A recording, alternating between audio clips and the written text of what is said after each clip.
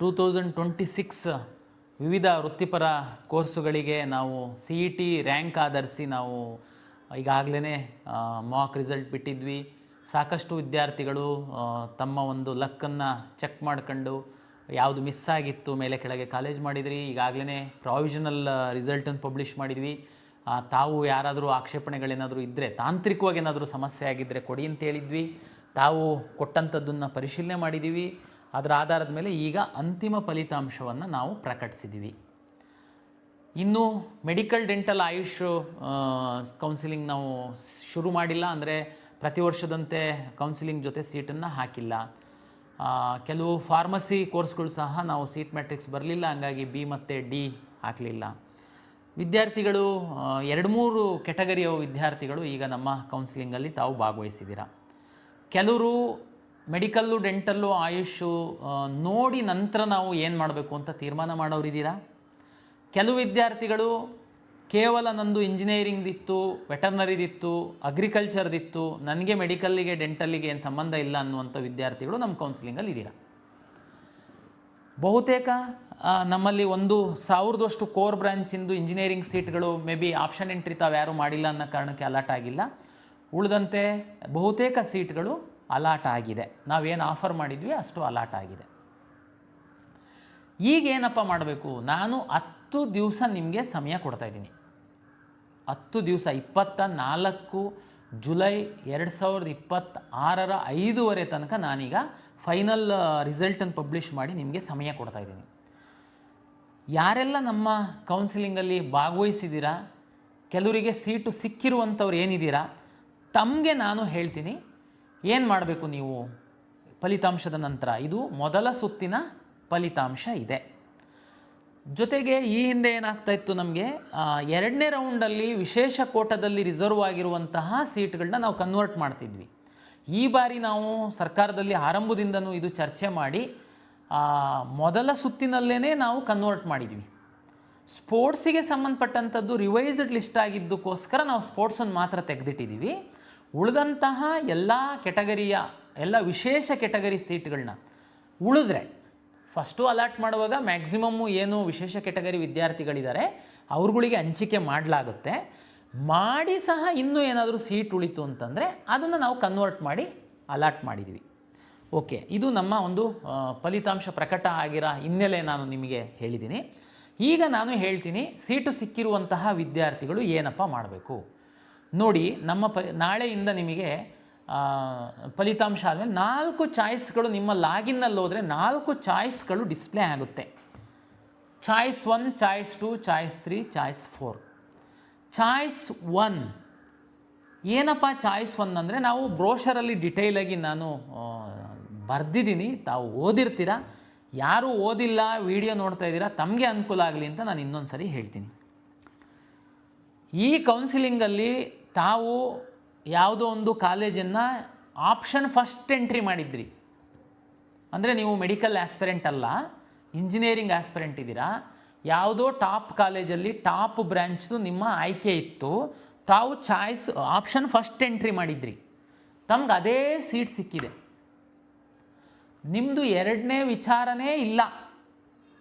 ದಯಮಾಡಿ ತಾವು ಚಾಯ್ಸ್ 1 ಹಾಕಿ ಚಲನ್ ಡೌನ್ಲೋಡ್ ಮಾಡ್ಕೊಳ್ಳಿ, ಅಥವಾ ಆನ್ಲೈನು ಸೌಲಭ್ಯಗಳು ಏನಾದರೂ ಇದ್ದರೆ ತಮ್ಮ ಅಕೌಂಟಲ್ಲಿ ಆನ್ಲೈನ್ ಮೂಲಕ ಹಣ ಟ್ರಾನ್ಸ್ಫರ್ ಮಾಡಿ. ನಂತರ ಸೀಟ್ ಕನ್ಫರ್ಮೇಷನ್ ಸ್ಲಿಪ್ ಅಂತ ಡೌನ್ಲೋಡ್ ಆಗುತ್ತೆ, ಅದು ಡೌನ್ಲೋಡ್ ಮಾಡ್ಕೊಳ್ಳಿ. ಅದರಲ್ಲಿ ಏನೇನು ಡಾಕ್ಯುಮೆಂಟನ್ನು ಕಾಲೇಜಿಗೆ ತಗೊಂಡು ಹೋಗಬೇಕು ಅಂತೇಳಿರುತ್ತೆ, ಅದನ್ನು ತಗೊಂಡು ಕಾಲೇಜಿಗೆ ಹೋಗಿ ಅಡ್ಮಿಷನ್ ಆಗಿ. ಕಾಲೇಜಲ್ಲಿ ಅಡ್ಮಿಷನ್ ಆಗಕ್ಕೆ ಹೋದಾಗ ನೀವು ಅಪ್ಲಿಕೇಶನ್ ಹಾಕುವಂಥ ಸಂದರ್ಭದಲ್ಲಿ ಇದ್ದಂಥ ಫೋಟೋ, ಪರೀಕ್ಷೆ ಬರೆದಂಥದ್ದು ಫೋಟೋ ಆಧಾರದ ಮೇಲೆ ನಿಮ್ಮದು ಕಾಲೇಜಲ್ಲಿ ಪ್ರಿನ್ಸಿಪಾಲ್ ಮುಂದ್ಗಡೆ ಲಾಗಿನ್ ಓಪನ್ ಆಗುತ್ತೆ. ಅಲ್ಲಿ ನಿಮಗೆ ಅಡ್ಮಿಷನ್ ಆರ್ಡ್ರು ಜನ್ರೇಟ್ ಆಗುತ್ತೆ. ಅಡ್ಮಿಷನ್ ಆರ್ಡ್ರು 2 ಕಾಪಿ ನಿಮಗೊಂದು ಕೊಡ್ತಾರೆ, ಕಾಲೇಜಲ್ಲಿ ಒಂದು ಇಟ್ಕೊಳ್ತಾರೆ. ನೀವೆಲ್ಲ ದಾಖಲೆಗಳನ್ನ ಅಲ್ಲಿ ಕೊಡ್ತೀರಾ, ಅಡ್ಮಿಷನ್ ಆಗ್ತೀರಾ. ಇನ್ನೊಂದು ಸರಿ ಹೇಳ್ತಾ ಇದ್ದೀನಿ, ನೀವು ಕೌನ್ಸಿಲಿಂಗ್ ಆಪ್ಷನ್ ಎಂಟ್ರಿ ಸಂದರ್ಭದಲ್ಲಿ ಆಪ್ಷನ್ 1 ಹಾಕಿದ್ದೀರಾ, ಅದೇ ನಿಮ್ಮ ಗುರಿ ಇತ್ತು, ನಿಮ್ಮ ಉದ್ದೇಶ ಇತ್ತು, ನಿಮ್ಮ 2ನೇ ವಿಚಾರ ಇರಲಿಲ್ಲ, ಆ ಕಾಲೇಜಿಗೆ ಹೋಗ್ಬೇಕಷ್ಟೇ. ಹೋಗಿ ಚಾಯ್ಸ್ 1 ಹಾಕಿ ದುಡ್ಡು ಕಟ್ಟಿ ಸೀಟ್ ಕನ್ಫರ್ಮೇಷನ್ ಸ್ಲಿಪ್ ತಗೊಳ್ಳಿ, 24ನೇ ತಾರೀಕು ಒಳಗಡೆ ಕಾಲೇಜಿಗೆ ಹೋಗಿ ಅಡ್ಮಿಷನ್ ಆರ್ಡರ್ ಅಲ್ಲಿ ಡೌನ್ಲೋಡ್ ಮಾಡ್ಕೊಳ್ಳಿ. ನಿಮ್ಮ ಫೋಟೋ ಮುಖ ತೋರಿಸಿದ್ರೆ ಎಕ್ಸಾಮ್ ಬರೆದಿರೋದು ಮತ್ತು ನೀವು ಅರ್ಜಿ ಹಾಕಿರೋ ಎರಡೂ ಫೋಟೋ ಮೇಲೆ ಮ್ಯಾಚ್ ಮಾಡಿ ಅಲ್ಲಿ ಅಡ್ಮಿಷನ್ ಆರ್ಡ್ರು ಡೌನ್ಲೋಡ್ ಆಗುತ್ತೆ. ನಿಮ್ಮ PUC ಮಾರ್ಕ್ಸ್ ಏನಿರುತ್ತೆ ಅಲ್ಲಿ ಎಂಟ್ರಿ ಮಾಡ್ತಾರೆ. ನೀವು ನಮ್ಮಲ್ಲಿ ಇರೋ ಮಾರ್ಕ್ಸು ಅದು ಟ್ಯಾಲಿ ಆಗಿರೋದು ನೋಡಿ ನಿಮಗೆ ಅಡ್ಮಿಷನ್ ಕೊಡ್ತಾರೆ. ನೀವು ದುಡ್ಡನ್ನು ನಮಗೆ ಕಟ್ಟಿರ್ತೀರ, ಕಾಲೇಜಲ್ಲಿ ಏನೂ ಕಟ್ಟೋದಿರಲ್ಲ. ಇಂಜಿನಿಯರಿಂಗ್ ಆಯಿತು ಅಂತಂದರೆ ನೀವು ಸ್ಕಿಲ್ ಲ್ಯಾಬ್ ಫೀಸ್ ಅಂತ ಕೆಲವು ಕಾಲೇಜದು VTU ವೆಬ್ಸೈಟಲ್ಲಿ ಯಾವ್ಯಾವ ಕಾಲೇಜಲ್ಲಿ ಎಷ್ಟೆಷ್ಟು ಸ್ಕಿಲ್ ಲ್ಯಾಬ್ ಫೀಸನ್ನು ಮಾತ್ರ ತಗೊಳ್ಬೇಕು ಅಂತನ್ನುವಂಥದ್ದಿದೆ. ಅದನ್ನು ತಾವು ನೋಡ್ಕೊಳ್ಳಿ, ಅಷ್ಟು ಮಾತ್ರ ಅಲ್ಲಿ ಕಟ್ಟೋದಿರುತ್ತೆ.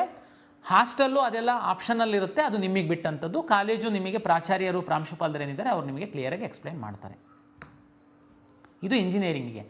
ಅದೇ ರೀತಿ ಯಾವುದೋ ಒಬ್ಬ ವಿದ್ಯಾರ್ಥಿ ವೆಟರ್ನರಿ ಫಸ್ಟ್ ಆಪ್ಷನ್ ಎಂಟ್ರಿ ಮಾಡಿದ್ದಾನೆ, ವೆಟರ್ನರಿ ಸಿಗುತ್ತೆ, ಚಾಯ್ಸ್ 1 ಹಾಕಿ ದುಡ್ಡು ಕಟ್ಟಿ ಕಾಲೇಜಿಗೆ ಹೋಗಿ. ಅದೇ ರೀತಿ ಎಲ್ಲ ಕೋರ್ಸ್ಗಳಿಗೆ ಆಗುತ್ತೆ. ಕೋರ್ಸ್ ಫೀಸ್ ಏನು ನಿಗದಿ ಆಗಿರುತ್ತೆ ಅದನ್ನು ಮಾತ್ರ ನೀವು ನಮಗೇ ಕಟ್ಟಿರ್ತೀರ. ಕೋರ್ಸ್ ಫೀಸನ್ನು ಮತ್ತೆ ಕಾಲೇಜಲ್ಲೇ ನಿಮಗೆ ತಗೊಳಲ್ಲ. ನೀವು ಅಲ್ಲಿ ಹೋದರೆ ನಿಮ್ಮ ಫೋಟೋ ಆಧರಿಸಿ ಅಡ್ಮಿಷನ್ ಆರ್ಡ್ರು ಡೌನ್ಲೋಡ್ ಮಾಡಿ ನಿಮ್ಮ ಮೂಲ ದಾಖಲೆಗಳನ್ನ ಅವರು ತೆಗೆದುಕೊಂಡು ನಿಮಗೆ ಅಡ್ಮಿಷನ್ ಕೊಡ್ತಾರೆ. ಕೆಲವು ವಿದ್ಯಾರ್ಥಿಗಳು ಮೆಡಿಕಲ್ ಆಸ್ಪಿರೆಂಟ್ ಇದ್ದೀರಾ, ಈಗ ಮೆಡಿಕಲ್ಸ್ ಮುಂದೊಂದಿನ ರ್ಯಾಂಕ್ ಚೆನ್ನಾಗಿ ಬರದೆ ನನಗೆ ಮೆಡಿಕಲ್ ಸೀಟ್ ಸಿಕ್ಕಿಲ್ಲ ಅಂತಂದರೆ ನಾನು ವೆಟರ್ನರಿಗೋ ಅಗ್ರಿಕಲ್ಚರಿಗೋ ಇಂಜಿನಿಯರಿಂಗೋ ಹೋಗಬೇಕು ಅಂತ ನಿಮ್ಮ ತಲೆ ಒಳಗಡೆ ಇದೆ. ನಿಮಗೆ ಈಗ ಯಾವುದೋ ಒಂದು ಸಿಕ್ಕಿದೆ, ಅದು ಆಪ್ಷನ್ ಒಂದೇ ಹಾಕಿದ್ದೇನೆ ಸಿಕ್ಕಿರ್ಬೋದು ನಿಮಗೆ. ಆದರೆ ನಿಮ್ಮದು ಪ್ರಿಯಾರಿಟಿ ಇಂಜಿನಿಯರಿಂಗ್ ಅಲ್ಲ, ವೆಟರ್ನರಿ ಅಲ್ಲ, ನಿಮ್ಮ ಪ್ರಿಯಾರಿಟಿ ಬಂದು ಮೆಡಿಕಲ್ ಇದೆ. ದಯಮಾಡಿ ನಿಮಗೆ ಹೇಳುವಂಥದ್ದು, ನೀವು ಚಾಯ್ಸ್ 1 ಹಾಕಬೇಡಿ, ನೀವು ಚಾಯ್ಸ್ 2 ಹಾಕಿ. ಚಾಯ್ಸ್ 2 ಅಂತಂದ್ರೇನು? ನಾನು ಅವಾಗ ಹೇಳಿದೆ, ಚಾಯ್ಸ್ 1 ಅಂದರೆ ನನಗೆ ಸಿಕ್ಕಿರುವಂತಹ ಸೀಟು 100% ಇಷ್ಟ ಇದೆ, ನಾನು ಮುಂದಿನ ಯಾವುದೇ ಕೌನ್ಸಿಲಿಂಗ್ ರೌಂಡ್ಗಳಲ್ಲಿ ಯಾವುದೇ ಮೆಡಿಕಲ್ ಡೆಂಟಲ್ ಕೌನ್ಸಿಲಿಂಗಲ್ಲಿ ನಾನು ಭಾಗವಹಿಸುವಂಥದ್ದಕ್ಕೆ ಇಚ್ಛೆ ಪಡಲ್ಲ, ನಾನು ಚಾಯ್ಸ್ 1 ಹಾಕ್ತಾ ಇದ್ದೀನಿ, ನಾನು ಕಾಲೇಜಿಗೆ ಹೋಗಿ ಅಡ್ಮಿಷನ್ ಆಗ್ತೀನಿ ಎನ್ನುವಂಥವ್ರಿಗಿರುವಂಥದ್ದು ಚಾಯ್ಸ್ 1. ಚಾಯ್ಸ್ 2 ಅಂತಂದರೆ ಈಗ ಸಿಕ್ಕಿರುವಂತಹ ಸೀಟನ್ನು ನಾನು ಹೋಲ್ಡ್ ಮಾಡ್ತೀನಿ, ಈ ಸೀಟು ನನಗೆ ಬೇಕು, ಆದರೆ ಮುಂದಿನ ರೌಂಡಿಗೆ ನಾನು ಭಾಗವಹಿಸ್ತೀನಿ, ಅಲ್ಲಿ ಇದಕ್ಕಿಂತ ಉತ್ತಮವಾಗಿರುವಂತಹ ಸೀಟು ನನಗೆ ಸಿಕ್ಕುವಂತಹ ಸಾಧ್ಯತೆ ಇರ್ಬೋದು, ಇಲ್ಲ ಸಿಗಬಹುದು, ನಾನು ವೆಯ್ಟ್ ಮಾಡ್ತೀನಿ.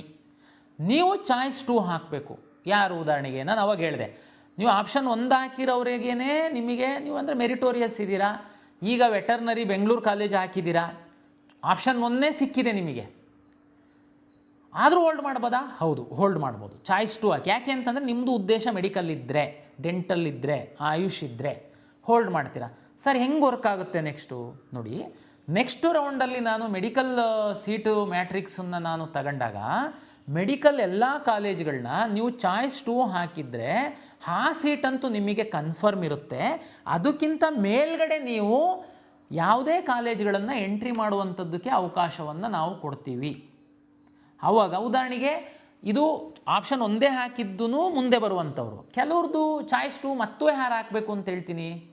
ಉದಾಹರಣೆಗೆ ನಿಮಗೆ 100 ಆಪ್ಷನ್ ಎಂಟ್ರಿ ಮಾಡಿದ್ದೀರಾ ನಿಮ್ಮ ಫಸ್ಟ್ ರೌಂಡಲ್ಲಿ, ನಿಮಗೆ ಒಂದು 28ನೇ ಆಪ್ಷನ್ನಿನ ಕಾಲೇಜು ಸಿಕ್ಕಿದೆ. ನೀವು ಮೆಡಿಕಲ್ ಆಸ್ಪಿರೆಂಟ್ ಇರ್ಬೋದು, ಇಲ್ಲದೆ ಇರ್ಬೋದು, ಆದರೆ 28ನೇ ಸಿಕ್ಕಿದೆ. ಆ್ಯಕ್ಚುಲಿ ನಿಮ್ಮ ಒಂದು ಪ್ರಿಯಾರಿಟಿ ಏನಿದೆ, ಇನ್ನೂ 27 ಕಾಲೇಜುಗಳು ಮೇಲ್ಗಡೆ ಇದ್ದಾವೆ, ಅಂದರೆ ತುಂಬ ಒಳ್ಳೆ ಕಾಲೇಜು, ಅದು ಸಿಕ್ಕಿದ್ರೆ ಹೋಗಬೇಕು ಅನ್ನುವಂಥದ್ದು ಆ್ಯಕ್ಚುಲಿ ನಿಮ್ಮ ಆಸೆ. 28 ಸಿಕ್ಕಿಬಿಟ್ಟಿದೆ. ಸರ್ ನಾನು ಏನು ಮಾಡಬೇಕು? ಚಾಯ್ಸ್ 1 ಹಾಕಿ ಹೋಗ್ಬೇಕಾ? ನೋಡಿ, 28ನೇದು ಸಿಕ್ಕಿರುವಂಥದ್ದೇನೇ ನಿನಗೆ ತೃಪ್ತಿ ಇದೆ ಅಂತಂದರೆ ಚಾಯ್ಸ್ 1 ಹಾಕಿ ಹೋಗು. ನಿನ್ನ ಪ್ರಿಯಾರಿಟಿ ಚೆಕ್ ಮಾಡ್ತು ಅಂತಂದರೆ ನಿನಗೆ ಅದು ಖಂಡಿತ ಅದು ನಿನ್ನ ಮೊದಲ ಪ್ರಿಯಾರಿಟಿ ಏನಲ್ಲ, ಅದು 28ನೇ ಪ್ರಿಯಾರಿಟಿ. ಮೊದಲ ಇನ್ನೂ 27 ಪ್ರಿಯಾರಿಟಿಗಳಿದ್ದಾವೆ. ನನಗೆ ನಿಮಗೆ ರಿಕ್ವೆಸ್ಟ್ ಏನಂತಂದರೆ, ನೀವು ವೆಯ್ಟ್ ಮಾಡುವಂಥದ್ದು ಒಳ್ಳೆಯದು. ಅಂದರೆ ನೀವು ಸಹ ಚಾಯ್ಸ್ 2 ಹಾಕ್ಬೋದು. ಏನು ಚಾಯ್ಸ್ 2? 28ಕ್ಕೆ ನಿಮಗೆ ಸಿಕ್ಕಿರುವಂಥ ಕಾಲೇಜ್ ಏನಿದೆ ಅದು ನಿಮಗೆ ಫಿಕ್ಸ್. 28 ನಿಮಗೋಸ್ಕರ ರಿಸರ್ವ್ ಆಯಿತು. ಕೆಳಗಡೆ ಇರೋ ಎಲ್ಲ ನಿಮ್ಮ ಖಾತೆನಲ್ಲಿರುವಂಥದ್ದೆಲ್ಲ ಡಿಲೀಟ್ ಆಗಿ ಹೋಗುತ್ತೆ. 28 ನಿಮಗೆ ಹೋಲ್ಡ್ ಆಗಿದೆ. 1ರಿಂದ 27 ಮೇಲ್ಗಡೆ ಇರುವಂಥ ಬ್ರಾಂಚಸ್ಸು ಕಾಲೇಜಸ್ಸು ಇರುತ್ತೆ. ನೀವು ನೆಕ್ಸ್ಟು ಸೆಕೆಂಡ್ ರೌಂಡಿಗೆ ಬರ್ಬೋದು. ಸೆಕೆಂಡ್ ರೌಂಡಲ್ಲಿ 1ರಿಂದ 27 ಕಾಲೇಜ್ಗಳೇನಿದೆ ಅದನ್ನು ರೀಅರೇಂಜ್ ಮಾಡ್ಬೋದು, ಡಿಲೀಟ್ ಮಾಡ್ಬೋದು. ಒಂದು ವೇಳೆ ನಿಮಗೆ ಮೆಡಿಕಲ್ ರ್ಯಾಂಕ್ ಇತ್ತು ಅಂತಂದರೆ ಮೆಡಿಕಲ್ ಡೆಂಟಲ್ ಆಯುಷ್ ಸೀಟ್ಗಳನ್ನ ತಗೊಂಡು ಬಂದು ಅಲ್ಲಿ ಹಾಕ್ಬೋದು. ಫಾರ್ಮಾ ಡಿ ಮತ್ತು ಬಿ ಫಾರ್ಮಸಿಗೆ ಸಂಬಂಧಪಟ್ಟ ಸೀಟ್ ಮ್ಯಾಟ್ರಿಕ್ಸ್ ಯಾವುದಾದ್ರೂ ಬಂತು ಅಂದರೆ ಅದನ್ನು ತಗೊಂಡು ಬಂದು ಮೇಲ್ಗಡೆ ಹಾಕ್ಬೋದು. ಸೆಕೆಂಡ್ ರೌಂಡನ್ನು ನಾನು ರಿಸಲ್ಟನ್ನು ರನ್ ಮಾಡಿದಾಗ ನಿಮಗೆ 28 ಏನು ಸಿಕ್ಕಿದೆ ಅಲ್ವಾ ಸೀಟು, ಈಗ ಹೋಲ್ಡ್ ಮಾಡಿದ್ದೀರಾ ಫಸ್ಟ್ ರೌಂಡಲ್ಲಿ ಚಾಯ್ಸ್ 2 ಹಾಕಿ, ಆ ಸೀಟು ನಿಮಗೆ ಖಾತ್ರಿಯಾಗಿರುತ್ತೆ. ಸೆಕೆಂಡ್ ರೌಂಡಲ್ಲಿ ರಿಸಲ್ಟ್ ರನ್ ಮಾಡುವಂತಹ ಸಂದರ್ಭದಲ್ಲಿ ನೀವು 1ರಿಂದ 27 ಕಾಲೇಜಲ್ಲಿ ಕೆಲವು ಡಿಲೀಟ್ ಮಾಡಿರ್ಬೋದು, ಇಲ್ಲ ಹಾಗೇನೇ ಇಟ್ಟಿರ್ಬೋದು. ನೀವು ಮೆಡಿಕಲ್ ರ್ಯಾಂಕ್ ಇದ್ದರೆ ಮೆಡಿಕಲ್ಲು ತಂದು ಹಾಕಿರ್ಬೋದು, ನೀವು ಅವಾಗ ಇನ್ನೊಂದು 100 ತನಕನೂ ಬೇಕಾದರೆ ಮೇಲ್ಗಡೆ ಆಗಿರ್ಬೋದು. ಈಗ ನಿಮ್ಮ ರ್ಯಾಂಕು ನಿಮ್ಮ ಮೀಸಲಾತಿಗೆ ಸಂಬಂಧಪಟ್ಟಂತೆ ನೀವು ಮೇಲ್ಗಡೆ ಹೋಗಬಹುದು. ಮೇಲ್ಗಡೆ ಅಂದರೆ 28 ನೀವು ಹೋಲ್ಡ್ ಮಾಡಿರೋ ಸೀಟ್ಗಿಂತ ಮೇಲ್ಗಡೆ ನಿಮ್ಮ ಆಪ್ಷನ್ಗಳು ಏನು ಹಾಕಿರ್ತೀರಾ ಅಲ್ಲಿಗೆ ನೀವು ಶಿಫ್ಟ್ ಆಗುವಂತಹ ಸಾಧ್ಯತೆಗಳಿರುತ್ತೆ. ನಿಮ್ಮ ರ್ಯಾಂಕು ಚೆನ್ನಾಗಿದ್ದು ಅಲ್ಲಿ ಸೀಟ್ಗಳು ಅವೈಲಬಲ್ ಇತ್ತು ಅಂತಂದಾಗ ಆವಾಗ ಈ 28 ನೀವೇನು ಫಸ್ಟ್ ರೌಂಡಲ್ಲಿ ಹೋಲ್ಡ್ ಮಾಡಿದ್ರಿ ಅಲ್ವಾ, ಆ ಸೀಟು ಆಟೋಮೆಟಿಕ್ಕಾಗಿ ನಿಮ್ಮಿಂದ ಹೋಗಿ ಬೇರೆಯವರಿಗೆ ಅಲಾಟ್ ಆಗುತ್ತೆ. ಕಳೆದ ವರ್ಷ ನಾನು ವಿದ್ಯಾರ್ಥಿಗಳಿಗೆ ನೋಡಿದ್ದೀನಿ, ಹೋಲ್ಡ್ ಮಾಡಿದ್ದೀರಾ, ಆಮೇಲೆ ನೆಕ್ಸ್ಟು ಅದೇ ಸೀಟ್ ಕೆಲವರಿಗೆ ಸಿಕ್ಕಿದೆ, ಅದೇನು ಮಾಡಲಿಕ್ಕಾಗಲ್ಲ, ನಿಮ್ಮದು ಅಂದರೆ ಇಂಪ್ರೂವ್ ಆಗಿಲ್ಲ ಅಂತ. ಕೆಲವರಿಗೆ ಮೇಲ್ಗಡೆ ಸೀಟ್ ಸಿಕ್ಬಿಟ್ಟಿದೆ. ಆವಾಗ ನಮ್ಮ ಹತ್ರ ಬರೋದು, ಇಲ್ಲ ನನಗೆ ಅದು ಹಳೇದೇ ಸೀಟ್ ಬೇಕು, ಮೇಲ್ಗಡೆ ಸೀಟ್ ಚೆನ್ನಾಗಿಲ್ಲ. ಮೇಲ್ಗಡೆ ಸೀಟ್ ಚೆನ್ನಾಗಿಲ್ಲ ಅಂದರೆ ಹಾಕಿದ್ದವ್ರು ಯಾರು? ನೀವೇ ಹಾಕಿರ್ತೀರ. ಅದಕ್ಕೇ ನೀವು ಚೆನ್ನಾಗಿರೋದನ್ನು ಇಟ್ಕೊಳ್ಳೋದಕ್ಕೆ ಅವಕಾಶ ಇದೆ, ಚೆನ್ನಾಗಿಲ್ಲದನ್ನ ಡಿಲೀಟ್ ಮಾಡೋದಕ್ಕೆ ಅವಕಾಶ ಇದೆ, ಬೇಕಾದರೆ ತಾವು ಮಾಡಿ. ಆದರೆ ಸೆಕೆಂಡ್ ರೌಂಡಲ್ಲಿ ಒಂದು ವೇಳೆ ನಿಮ್ಮ ಲಾಗಿನ್ನಲ್ಲಿ ನೀವು ಹೋಲ್ಡ್ ಮಾಡಿರೋ ಸೀಟ್ಗಿಂತ ಮೇಲ್ಗಡೆ ಸೀಟ್ ಏನಾದರೂ ಸಿಕ್ಕಿದರೆ ಆಟೋಮೆಟಿಕ್ಕಾಗಿ ಈ ಸೀಟು ನಿಮ್ಮಿಂದ ತಪ್ಪಿ ಹೋಗುತ್ತೆ, ಬೇರೆಯವರಿಗೆ ಅಲರ್ಟ್ ಆಗುತ್ತೆ. ಫಲಿತಾಂಶ ಪ್ರಕಟ ಆದಮೇಲೆ ವಾಪಸ್ ಬಂದು ನನಗೆ ಆ ಸೀಟ್ ಬೇಕು ಅಂದರೆ ಸಿಗಲ್ಲ. ಇದು ಚಾಯ್ಸ್ 2ದವರಿಗೆ. ಚಾಯ್ಸ್ 2 ಏನು ಅಂತಂತ ಹೇಳಿದರೆ ಅರ್ಥ ಆಗಿದೆ. ಚಾಯ್ಸ್ 3 4 ಚಾಯ್ಸ್ ಅಂತ ಹೇಳಿದ್ದೀನಿ, 1 ಹೇಳಿದ್ದೀನಿ, 2 ಹೇಳಿದ್ದೀನಿ. ಚಾಯ್ಸ್ 3 ಅಂತಂದರೆ ನೀವು 100 ಆಪ್ಷನ್ ಎಂಟ್ರಿ ಮಾಡಿದ್ದೀರಾ, ಈಗ ನಿಮಗೆ 90ನೇದೊಂದು ಕಾಲೇಜ್ ಅಲಾಟ್ ಆಗಿದೆ. ಆ ಕಾಲೇಜ್ ನಿಮಗೆ ಇಷ್ಟ ಇಲ್ಲ, ಹೋಲ್ಡ್ ಮಾಡಿ ಇಟ್ಕೊಂಡು ನಾನು ಏನು ಮಾಡಬೇಕಾಗಿಲ್ಲ. ಯಾಕೆಂದರೆ ಹೋಲ್ಡ್ ಮಾಡಿರೋದು ಹೆಂಗಿರುತ್ತೆ ಅಂತಂದರೆ ನಿಮಗೆ ಮೇಲ್ಗಡೆ ಅಪ್ಗ್ರೇಡ್ ಆಗಿಲ್ಲ ಅಂತಂದರೆ ಅದು ಫಿಕ್ಸ್ ಆಗಿಬಿಡುತ್ತೆ. ನಿಮಗೆ ಸೆಕೆಂಡ್ ರೌಂಡಲ್ಲಿ ನೀವು ಹೋಗಲೇಬೇಕಾಗುತ್ತೆ ಕಾಲೇಜಿಗೆ. ಆದರೆ ಆ ಕಾಲೇಜೇ ನಿಮಗೆ ಇಷ್ಟ ಇಲ್ಲ, ನೀವು ಹಾಕ್ಬಿಟ್ಟಿದ್ರೆ ಅಲಾಟ್ ಆಗಿದೆ. ಅಂಥ ಸಂದರ್ಭದಲ್ಲಿ ನೀವು ಆವಾಗ ಚಾಯ್ಸ್ 2 ಹಾಕಿ ಹೋಲ್ಡ್ ಮಾಡಿದಾಗ ಏನಾಗುತ್ತೆ, ನಾನು ಅವಾಗ ಹೇಳಿದೆ ಅಲ್ಲ, 28ನೇ ಕಾಲೇಜ್ ಅಲಾಟ್ ಆಗಿದ್ದು ನೀವು ಅದನ್ನು ಹೋಲ್ಡ್ ಮಾಡಿದಾಗ 29ರಿಂದ ಇರೋದೆಲ್ಲ ನಿಮ್ಮ ಲಾಗಿನಿಂದ ಡಿಲೀಟ್ ಆಗಿ ಹೋಗ್ಬಿಡುತ್ತೆ. ಮೇಲಿಂದ ಇರುವಂಥದ್ದು ಮಾತ್ರ 27ರ ತನಕ ಇರುತ್ತೆ. ಬಟ್ ಚಾಯ್ಸ್ 3 ಹಾಕಿದರೆ ನಾನು ಈಗ ಹೇಳ್ದಂಗೆ 100 ಆಪ್ಷನ್ ಎಂಟ್ರಿ ಮಾಡಿದ್ದೀರಾ, ನಿಮಗೆ 98ನೇ ಕಾಲೇಜ್ ಅಲಾಟ್ ಆಗಿದೆ. ಈಗ ನೀವು ಅಕಸ್ಮಾತು 98ನೇ ಕಾಲೇಜು ತುಂಬ ಚೆನ್ನಾಗಿಲ್ಲ, ನಿಮಗೆ ಇಷ್ಟನೇ ಇಲ್ಲ, ಏನೋ ಹಾಕುವಾಗ ಹಾಕ್ಬಿಟ್ಟಿದೆ, ಸಿಕ್ಕಿದೆ, ನಾನು ಹೋಲ್ಡ್ ಮಾಡಿ ನಮ್ಮ ಗ್ರಾಚಾರಕ್ಕೆ ಏನಾದ್ರು ನೆಕ್ಸ್ಟ್ ರೌಂಡಲ್ಲಿ ಅದೇ ಸಿಕ್ಬಿಡ್ತು ಅಂತಂದರೆ ಕಷ್ಟ ಆಗುತ್ತೆ ಅಂತ ನಿಮ್ಮ ತಲೆ ಒಳಗಡೆ ಇದ್ದರೆ ಚಾಯ್ಸ್ 3 ಹಾಕಿ. ಚಾಯ್ಸ್ 3 ಅಂದರೆ ನಿಮಗೆ ಸಿಕ್ಕಿರುವಂತಹ 98ನೇ ಸೀರಿಯಲ್ ನಂಬರಿನ ಕಾಲೇಜು ನಿಮ್ಮ ಲಾಗಿನ್ನಿಂದ ಡಿಲೀಟ್ ಆಗಿ ಹೋಗುತ್ತೆ. 100 ಆಪ್ಷನ್ನಲ್ಲಿ 98 ಸಿಕ್ಕಿತ್ತು, ಚಾಯ್ಸ್ 3 ಹಾಕಿದ್ದೀರಾ, ಅದು ಡಿಲೀಟ್ ಆಗಿ ಹೋಗಿದೆ. ಇನ್ನು ನಿಮ್ಮ ಲಾಗಿನ್ನೊಳಗಡೆ 99 ಕಾಲೇಜು ಉಳಿಯುತ್ತೆ. ಸೆಕೆಂಡ್ ರೌಂಡಿಗೆ ಬಂದಾಗ ಈ 99 ಕಾಲೇಜಲ್ಲಿ ನೀವು ಮೇಲೆ ಕೆಳಗೆ ಮಾಡ್ಬೋದು, ಡಿಲೀಟ್ ಮಾಡ್ಬೋದು. ನಿಮ್ಮ ಮೆಡಿಕಲ್ ರ್ಯಾಂಕ್ ಇದ್ದರೆ ನೀಟ್ ರ್ಯಾಂಕ್ ಆಧರಿಸಿ ಅಲರ್ಟ್ ಮಾಡುವಂಥ ಸೀಟ್ಗಳನ್ನ ಸಹ ನೀವು ತಂದು ಹಾಕ್ಬೋದು. ಇದು ಚಾಯ್ಸ್ 3. ಚಾಯ್ಸ್ 4 ಅಂತ ಒಂದಿದೆ. ನೀವು ಒಂದು 100 ಆಪ್ಷನ್ ಎಂಟ್ರಿ ಮಾಡಿದ್ದೀರಾ, ನಿಮಗೆ ಯಾವುದೋ ಒಂದು 50-60 ಯಾವುದೋ ಒಂದು ಕಾಲೇಜ್ ಸಿಕ್ಕಿದೆ. ಆದರೆ ಈ ನಮ್ಮ ಕೌನ್ಸಿಲಿಂಗ್ ನಡೆಯುವ ಮಧ್ಯದಲ್ಲಿ ತಾವು ಲಾಂಗ್ ಟರ್ಮಿಗೆ ಹೋಗಿ ಕೂತಿದ್ದೀರಾ. ಈ ಕೌನ್ಸಿಲಿಂಗ್ ನಡೆಯುವ ಮಧ್ಯದಲ್ಲಿ ನಿಮ್ಮ ಮನೆಯವ್ರು ತಗೊಂಡು ನಿಮಗೆ ಮ್ಯಾನೇಜ್ಮೆಂಟಿಗೆ ಅಡ್ಮಿಷನ್ಸ್ ಮಾಡಿದ್ದಾರೆ. ನಮ್ಮ ಕೌನ್ಸಿಲಿಂಗ್ ನಿಮಗೆ ಅಗತ್ಯ ಇಲ್ಲ. ಚಾಯ್ಸ್ 4 ಅಂದರೆ ನಾನು ಕೌನ್ಸಿಲಿಂಗಿಂದ ಎಕ್ಸಿಟ್ ಆಗ್ತೀನಿ, ನಾನು ಮುಂದುವರ್ಸಲ್ಲ ಕೌನ್ಸಿಲಿಂಗು ಅಂತ ಚಾಯ್ಸ್ 4 ಹಾಕಿದರೆ ನೀವು ಹೊರಗಡೆ ಹೋಗ್ತೀರಾ. ಈಗ ನಾನು ಏನು ಸೀಟ್ ಅಲಾಟ್ ಮಾಡಿದ್ದೀನಿ ಎಲ್ಲ ಕೋರ್ಸ್ಗಳಲ್ಲಿ, ನಾನು 24ನೇ ತಾರೀಕು ಸಂಜೆ 5:30 ತನಕ ನೀವು ಈ ಎಲ್ಲ 1 ಹಾಕಿ ಅಥವಾ 2 ಹಾಕಿ 3 ಹಾಕಿ 4 ಹಾಕಿ ನಿಮ್ಮ ಮನೆಯವ್ರ ಜೊತೆ ಕುತ್ಕೊಂಡು ಚರ್ಚೆ ಮಾಡಿ ನೀವು ಚಾಯ್ಸ್ ಹಾಕಿ ಅಂತ ನಾನು ಹೇಳ್ತಾ ಇದ್ದೀನಿ. ಕೆಲವು ವಿದ್ಯಾರ್ಥಿಗಳು ಯಾವುದೂ ಚಾಯ್ಸ್ ಹಾಕಲ್ಲ. ಅವರಿಗೆಲ್ಲರಿಗೆ ನಾವು ಆಟೋಮೆಟಿಕ್ಕಾಗಿ ಚಾಯ್ಸ್ 4 ಮಾಡ್ತೀವಿ, ಅವರೆಲ್ಲರನ್ನೂ ಹೊರಗಡೆ ಹಾಕ್ತೀವಿ. ಓಕೆ, ಇದು ಚಾಯ್ಸ್ 1, 2, 3, 4ಗೆ ಸಂಬಂಧಪಟ್ಟಂತೆ ಹಿಂದಿನ ಒಂದು ನಮ್ಮ ಅನುಭವದ ಮೇಲೆ ವಿದ್ಯಾರ್ಥಿಗಳ ಹಿತದೃಷ್ಟಿಯಿಂದ ಕೆಲವು ಬದಲಾವಣೆಗಳನ್ನು ನಾವು ಮಾಡಿದ್ದೀವಿ. ಈ ಚಾಯ್ಸಿಗೆ ಸಂಬಂಧಪಟ್ಟಂತೆ ಏನಾಗ್ತಿತ್ತು ಏನು ಮಾಡ್ತಿತ್ತು ಅಂತ ಸಂಕ್ಷಿಪ್ತವಾಗಿ ಹೇಳೋದಾದರೆ, ಕೆಲವು ವಿದ್ಯಾರ್ಥಿಗಳು ಏನು ಮಾಡ್ತೀರಾ, ಚಾಯ್ಸ್ 2 ಹಾಕ್ಬಿಡ್ತೀರಾ, ಲಾಕ್ ಆಗಿಬಿಡುತ್ತೆ. ಆಮೇಲೆ ಮನೆಯವ್ರ ಹತ್ರ ಫ್ರೆಂಡ್ಸ್ ಹತ್ರ ಮಾತಾಡುವಾಗ ಇಲ್ಲ ಅದು ಚೆನ್ನಾಗಿದೆ ಕಾಲೇಜು, ಚಾಯ್ಸ್ 1 ಹಾಕೋಗಿ ಅಡ್ಮಿಷನ್ ಆಗಬೇಕು ಅಂತ ಆಗಲ್ಲ. ಸಬ್ಮಿಟ್ ಮಾಡಿದ ಮೇಲೆ ಚಾಯ್ಸ್ 3 ಹಾಕ್ತೀರಾ, ಆಮೇಲೆ ಯಾರೋ ಹೇಳ್ತಾರೆ ಅದು ಯಾಕೆ ಚಾಯ್ಸ್ 3 ಹಾಕಿದೆ, ಆ ಕಾಲೇಜ್ ಚೆನ್ನಾಗಿತ್ತು, ನೀನು ಹೋಲ್ಡ್ ಮಾಡಿ ಹೋಗಬೇಕಾಗಿತ್ತು, ನೀನು ಚಾಯ್ಸ್ 2 ಹಾಕಬೇಕಾಗಿತ್ತು ಅಂತ ಸಬ್ಮಿಟ್ ಮಾಡಿದರೆ ಆಗಲ್ಲ. ಚಾಯ್ಸ್ 4 ಹಾಕಿ ಎಕ್ಸಿಟ್ ಆಗಿರ್ತೀರಾ, ಆಮೇಲೆ ಮನಸ್ಸು ಚೇಂಜ್ ಆಗುತ್ತೆ, ಇಲ್ಲ ನಾನು ಕೌನ್ಸಿಲಿಂಗಲ್ಲಿ ಭಾಗವಹಿಸಬೇಕು, ಚಾಯ್ಸ್ 3ನೋ 2ನೋ ಹಾಕಬೇಕು ಅಂತ ಅನಿಸುತ್ತೆ.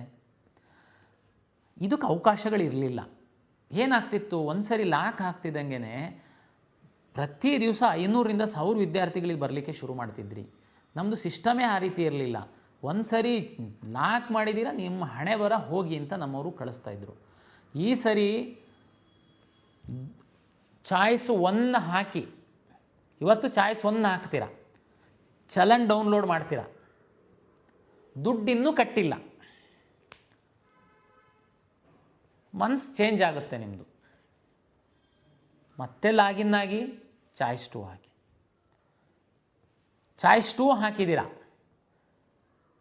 ಮನೇಲಿದ್ದೀರಾ. 2 ದಿನ ಆದಮೇಲೆ ನಿಮ್ಮ ಮನೇಲಿ ಹೇಳ್ತಾರೆ ಇಲ್ಲ ನೀನು ಕಾಲೇಜಿಗೆ ಹೋಗಿ ಅಡ್ಮಿಷನ್ ಆಗಿಬಿಡು, ಅದೇ ಚೆನ್ನಾಗಿದೆಯಂತೆ ಅಂತ. ಆದರೆ ಚಾಯ್ಸ್ 2 ಹಾಕ್ಬಿಟ್ಟಿದ್ದೀರಾ, ನಾನು ಹೋಲ್ಡ್ ಮಾಡಿ ನಾನು ನೆಕ್ಸ್ಟ್ ರೌಂಡಿಗೆ ಬರ್ತೀನಿ ಅಂತ ಹಾಕಿದ್ದೀರಾ. ಬಟ್ 2 ದಿನ ಆದಮೇಲೆ ನಿಮ್ಮ ಮನಸ್ಸು ಚೇಂಜ್ ಆಗುತ್ತೆ, ಇಲ್ಲ ನಾನು ಚಾಯ್ಸ್ 1 ಹಾಕಿ ಕಾಲೇಜಿಗೆ ಹೋಗ್ತೀನಿ ಅಂತ. ಮತ್ತೆ ಲಾಗಿನ್ ಆಗಿ ಚಾಯ್ಸ್ 1 ಹಾಕಿ ದುಡ್ಡು ಕಟ್ಟಿ ಕಾಲೇಜಿಗೆ ಹೋಗಿ, ಚಾಯ್ಸ್ 4 ಹಾಕಿ ಹೊರಗಡೆ ಹೋಗ್ತೀರಾ, ಇಲ್ಲ ಕೌನ್ಸಿಲಿಂಗಲ್ಲಿ ಮುಂದುವರಿಬೇಕು ಅಂತ ಇಷ್ಟಪಡ್ತೀರಾ. 2 ದಿನ ಆದಮೇಲೆ 3 ದಿನ ಆದಮೇಲೆ ಮತ್ತೆ ಲಾಗಿನ್ ಆಗಿ ಯಾವುದು ಚಾಯ್ಸು 3 ಹಾಕ್ತೀರಾ 2 ಹಾಕ್ತೀರಾ ಮಾಡ್ಕೊಳ್ಳಿ. ಚಾಯ್ಸ್ 3 ಹಾಕಿರ್ತೀರಾ, ಮನಸ್ಸು ಚೇಂಜ್ ಆಗುತ್ತೆ, ಬನ್ನಿ. ಹಾಗಾಗಿ ಇದು ನಿಮಗೆ ಫ್ರೀ ಬಿಟ್ಟಿದ್ದೀವಿ. ನಿಮ್ಮ ಲಾಗಿನ್ನಲ್ಲಿ ಮುಖ ತೋರಿಸಿ ಲಾಗಿನ್ ಆಗ್ತೀರಾ, ನೀವು ಚಾಯ್ಸನ್ನು ಆ ಕಡೆ ಈ ಕಡೆ ಮಾಡ್ಬೋದು. ಇದರಲ್ಲಿ ಒಂದು ಕಂಡೀಷನ್ ಏನಂದರೆ, ನಮ್ಮ ಕೊನೆ ದಿನ ಏನಿದೆ 24ನೇ ತಾರೀಕು 5:15, ಅದರೊಳಗಡೆ ನೀವೇನಾದರೂ ಮನಸ್ಸು ಚೇಂಜ್ ಆದರೆ 24ನೇ ತಾರೀಕು ನಮ್ಮದು ಫಸ್ಟ್ ರೌಂಡಿಂದ ಅಡ್ಮಿಷನ್ನು ಲಾಸ್ಟ್ ಆದಮೇಲೆ ನಿಮ್ಮ ಮನಸ್ಸು ಚೇಂಜ್ ಆದರೆ ನಾವು ನಿಮಗೆ ಹೆಲ್ಪ್ ಮಾಡೋದಕ್ಕಾಗಲ್ಲ. ದುಡ್ಡು ಕಟ್ಟಿ ಚಾಯ್ಸ್ 1 ಹಾಕ್ತೀರಾ, ಚಲನ್ ಡೌನ್ಲೋಡ್ ಮಾಡ್ಕೊಳ್ತೀರಾ, ದುಡ್ಡು ಕಟ್ತೀರಾ, ಆಮೇಲೆ ಮನಸ್ಸು ಚೇಂಜ್ ಆದರೂ ನಾನು ಹೆಲ್ಪ್ ಮಾಡೋಕ್ಕಾಗಲ್ಲ. ಚಾಯ್ಸ್ 1 ಹಾಕ್ತೀರಾ, ದುಡ್ಡು ಕಟ್ತೀರಾ, ಕಾಲೇಜಿಗೆ ಹೋಗಿ ಅಡ್ಮಿಷನ್ ಹಾಕ್ತೀರಾ, ಆಮೇಲೆ ನಿಮ್ಮ ಮನಸ್ಸು ಚೇಂಜ್ ಆದರೆ ನೀವು KEಗೆ ಬರಬೇಕು, ಅಧಿಕೃತವಾಗಿ ಫೈನ್ ಕಟ್ಟಬೇಕು, ಸೀಟ್ ಕ್ಯಾನ್ಸಲೇಷನ್ ಮಾಡ್ಕೊಳ್ಬೇಕು. ಇದು ಎಲ್ಲ ಪ್ರೊಸೀಜರು ನಮ್ಮ ಬ್ರೋಷರಲ್ಲಿದೆ, ದಯಮಾಡಿ ಓದಿ.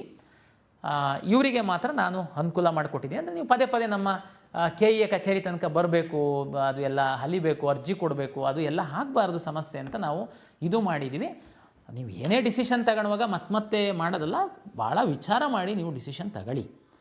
ಅಕಸ್ಮಾತು ಆದ್ರೂ ಕೆಲವೊಮ್ಮೆ ತಪ್ಪಾಗ್ತವೆ, ಹಂಗಾಗಿ ಲಾಸ್ಟ್ ಡೇಟ್ ತನಕ ನೀವು ಸರಿ ಮಾಡ್ಕೊಳ್ಳೋದಕ್ಕೆ ನಿಮ್ಮ ಲಾಗಿನ್ ಒಳಗಡೆ ಹೋಗಿ ನಾವು ಅವಕಾಶ ಕೊಟ್ಟಿದ್ದೀವಿ.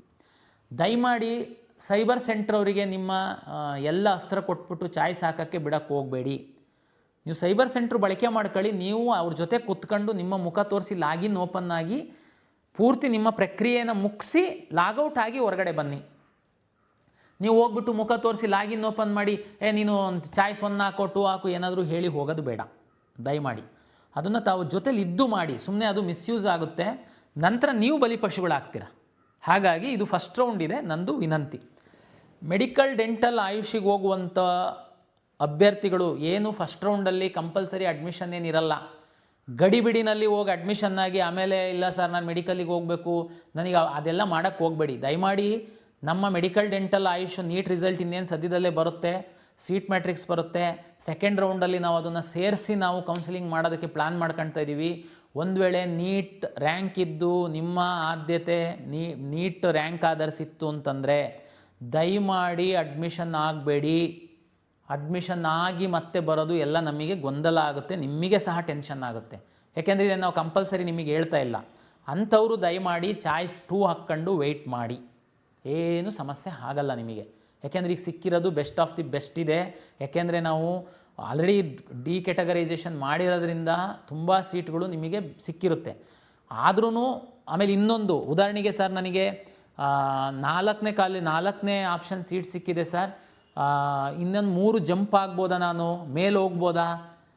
ನನ್ನ ವೈಯಕ್ತಿಕವಾಗಿ ಹೇಳೋದಾದರೆ ನಿಮಗೆ ಆಗುವಂಥ ಸಾಧ್ಯತೆಯೇ ಜಾಸ್ತಿ ಇರುತ್ತೆ ಅಂತ ಹೇಳ್ತೀನಿ ನಾನು. ಯಾಕೆ ಅಂತ ಹೇಳ್ತೀನಿ, ಯಾಕೆಂದರೆ ಎಷ್ಟರ ಮಟ್ಟಕ್ಕೆ ಅನ್ನೋದು ಗೊತ್ತಿಲ್ಲ ನಾನು, ಬಟ್ ಅವಕಾಶಗಳು ಜಾಸ್ತಿ ಅಂತ ಅಷ್ಟೇ ಹೇಳ್ತೀನಿ ನಾನು.